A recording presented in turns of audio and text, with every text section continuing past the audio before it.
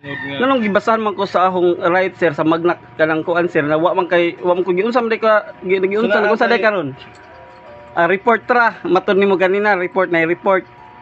Na lagi kay report. O lagi da nganong imo man kong gitagaan sa gibasahan sa akong katungot. Ay na aroy tanawa. Aroy karon bitaw. Adi po ko uban sir.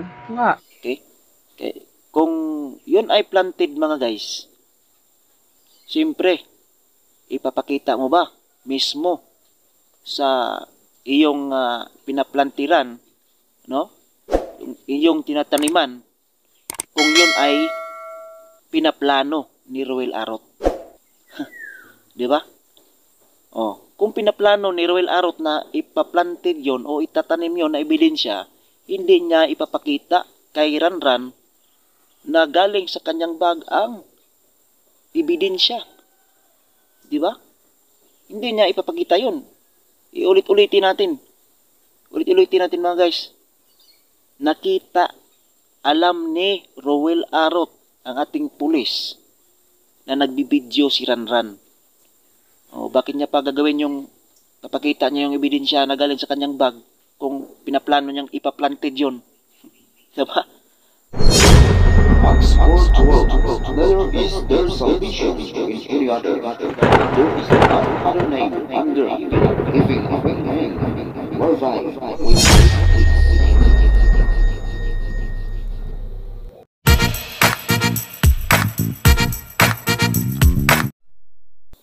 Yo, what's up mga guys? Welcome back to my channel, AmiArtTV. So ngayon mga guys ay nandito tayo sa isang usapin, isang viral videos na naman ang ating tatalakayin mga guys, ukol sa isang pulis na nagba-viral na taga Hanginan, Maasin City, na si Roel Arot mga guys, na nakatalaga doon sa Limasawa, no? So ito mga guys, ang video natin na gagawa ng reaction. Okay? So, ang ating tanong mga guys, tungkol dito, kasi kadalasan ng mga netizen, ng mga ating mga taong bayan ay talaga namang galit na galit kay Roel Arot mga guys. So, di ba? So, pati na kayo siguro na nanonood dito sa aking channel, sa ating video na ito, ay talaga namang siguro hindi ko mag-expect na ang aking video ay taliwas sa inyong mga inaasahan na ako ay dapig o sang-ayon sa mga reaksyon ng ating taong bayan, di ba? So siguro hindi nyo akalain mga guys na ako yung tao na hindi ako basta-basta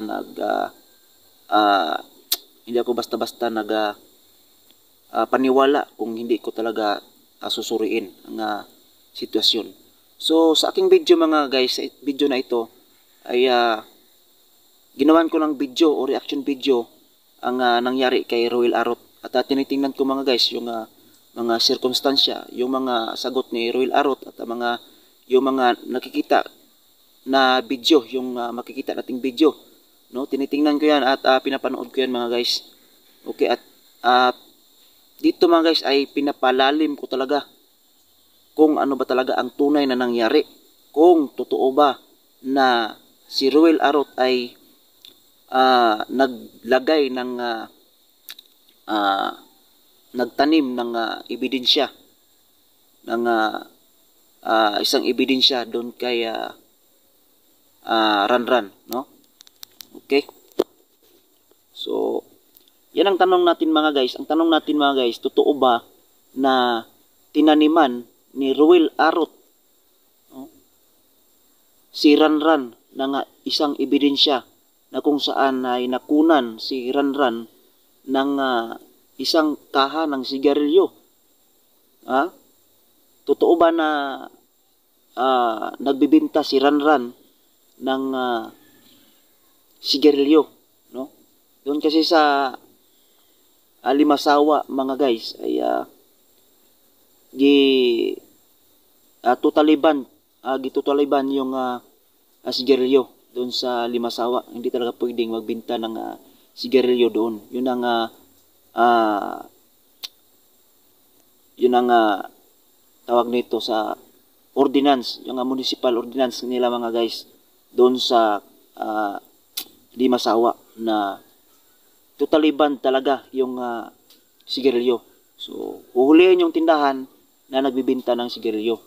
So, kasi ito mga guys, ang ating ugali ng mga Pilipino kasi mga guys, kahit na bawal, ay ginagawa pa rin natin. Yung iba, nagsisikreto pa, di ba? Hindi naman bago sa atin yan mga guys eh. Kahit na bawal, ay ginagawa pa rin natin. Sinisikreto natin, di ba? So, hindi na bagong issue yan mga guys. So, tinitingnan ko yung anggulo na yan mga guys doon sa video. Okay? Kasi hindi pwede na maghusga lang tayo mga guys ng walang sapat na dahilan. Kung yun ang nakikita natin, yun ang agad-agad na naniniwala tayo, di ba? Hindi maganda yun mga guys. Na kung ano yung nakikita natin, yun ang ating ginajudge, di ba? Dapat maging patas tayo dito mga guys.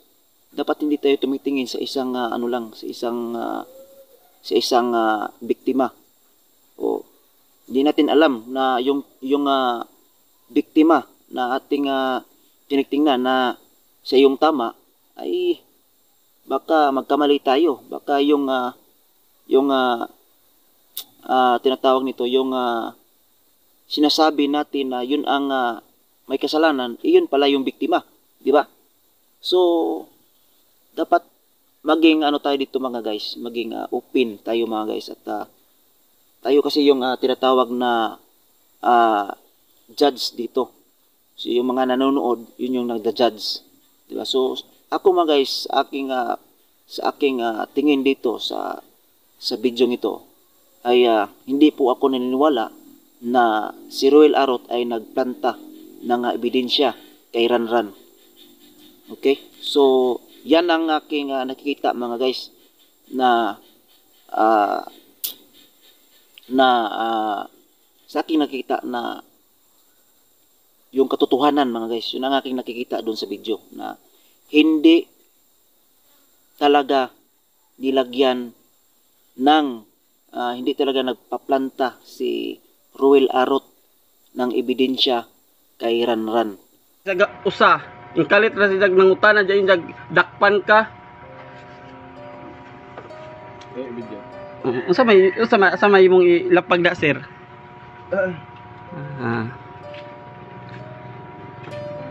Nagkontag sila ako sa Corporal Arot. Oh. So, nag-conduct man nimo og build up. So lugay na ka report nga ligda og sigarilyo. So nag-build up mo na kay katungod. Ha? Nakakatungod. Limod.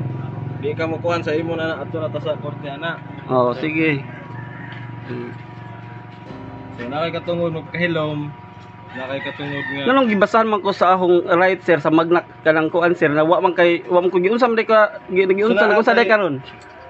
Report tra matud nimo ganina report na report. Lagi ka report. O lagi nganong imo man kong gitagaan sa gibasahan sa akong katungot. Ay na aroy tanawa. Aroy karon bitaw. Di po ko mo sir. Nga, di po ko mo pirma ana. Ako man dili mag So na yung ajo sagdiri ajo kakuan. Inggawa sa pag-abot nimo naka-video na ko ha ganina. dakpan ka sa Ay nadagpan. Oh sige. may mga Di lagi sir. Sige. O sige ha baka video man pug ko. Why problema sir? Na man ay video mo nang katungod nga. Ako lagi ning katungod. Sige. Inyo ba ko nimo namaligja ko 2 months na naka-video to hong gisulti nimo. Ngita, okay lang po, masokol na lang gadug ko kaysa una, wala mo ko yung sokol sa kaso. Sige, sila. Sige. Na-record siya. Sige. Saksi na yung ikaduhang video. So ako mga guys, sa aking tingin dito sa video nito ay hindi po ako naniniwala na si Ruel Arot ay nagplanta ng ebidensya kay Ranran. Okay? So, yan ang aking nakikita mga guys na sa aking nakikita na yung katotohanan mga guys, yun ang aking nakikita doon sa video na hindi talaga nilagyan ng hindi talaga nagpaplanta si Ruel Arot ng ebidensya kay Ranran. Bakit? Alam nyo ba kung bakit mga guys? Kasi napaka-imposible naman mga guys na alam ito yung ano nyo mga guys alam na alam ni pulis natin na si Ruel Arot na binibidyuhan siya ni Ranran. No? Yan ang ating isipin. Alam na alam niya na binibidyuhan siya ni Ranran nung may-ari ng tindahan. Bakit niya pa ginawa na ipakita yung ebidensya na galing doon sa kanyang bag? O, di ba? Dapat na nga guys, pag ganun ang isipin ni Ruel Arot na maglalagay siya ng planted na ebidensya, dapat hindi niya pinapakita sa kamera. Dapat hindi niya pinapakita yung ebidensya na galing sa kanyang bag. O, di ba? O. So, dapat hindi niya pinapakita. Dapat doon mga guys ay isinisikreto kung talagang nag-iisip si Ruel Arot na magplanted ng ebidensya. O, di ba? O. So, yun ang natin mga guys, yun ang malalim doon. No? So, kadalasan sa ating makikita mga guys sa mga nahuhuli cam, yung mga nagpa-planted na mga pulis doon sa mga CCTV, ay hindi alam nung mga pulis na yon na may nakatingin na CCTV kaya sila nagpa-planted ng mga ebidensya. Di ba? Sino ba namang gago? Sino ba namang gago na ipapakita ko yung ginagawa kong kamalian, yung ginagawa kong illegal? Di ba? Ipapakita ko yung ginagawa kong illegal? Di ba? So, kung iisipin natin na si Ruel Arot ay gumagawa ng illegal, dapat hindi niya pinapakita yon doon sa nagbibideo sa kanya. Di ba? Dapat hindi niya pinapakita yon mga guys. Yun ang iisipin natin. Common sense lang yan mga guys. Dapat hindi niya pinapakita yung ginagawa niya. Di ba? Kung intensyon ni Ruel Arot na maglagay ng magtanim ng ebidensya. Di ba? So, common sense lang ito mga guys. Tumutupad lang siya mga guys. Tumutupad lang si Ruel Arot sa ordinansa ng kanilang munisipyo. Okay? So, kung pag-usapan natin promotion, yung promotion mga guys, 10 taon na siya mga guys na nagserbisyo sa ating government bilang isang pulis. So, 10 taon. Okay? So, ayan, naging na-promote naman siya mga guys. Hindi naman siya pipitsuguhing pulis. 'Di ba? So, ating nakita dito mga guys ay kung ating titingnan. Okay.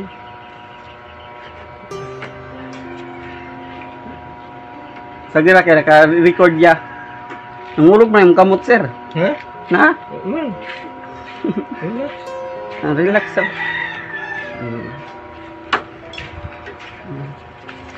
Yung manawag po kung Manoy Rog tatay. O sir, full name ni mo, sir? Ruel Arot. Ruel Arot. Okay. Ruel Arot.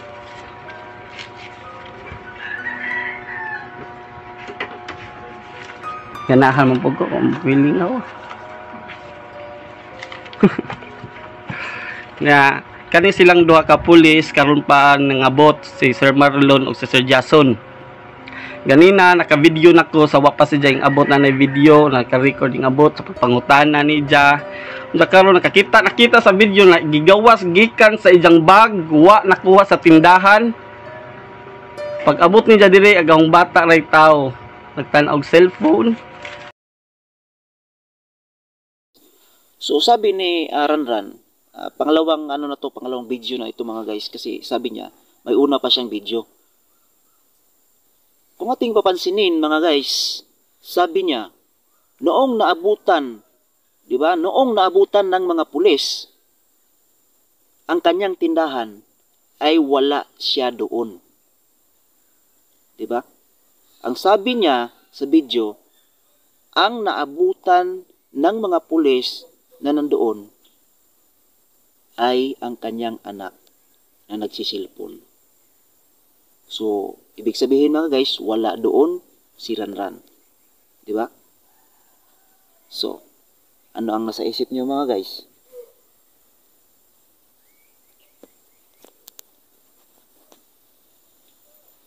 So, yun mga guys, wala doon si Ranran.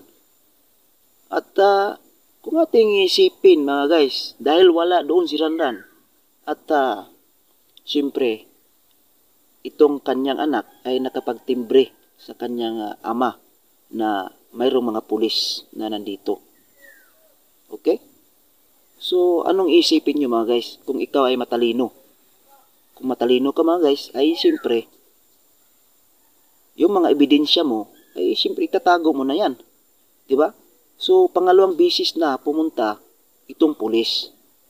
Diba? Pangalawang bisis na. So, may time pa na magtago o mag-keep ng mga ebidensya mga guys. Diba? So, yun mga guys. Diba? So, kung makikita niyo yung video mga guys, pangalawang video na niya, yung in-upload, yung paparating na yung pulis natin na si Ruel Arot. Okay? Diba? So, may time pa si Ranran na magtago ng mga ebidensya doon sa kanyang tindahan. Okay? So, sino ba ang nagsisinungaling dito mga guys?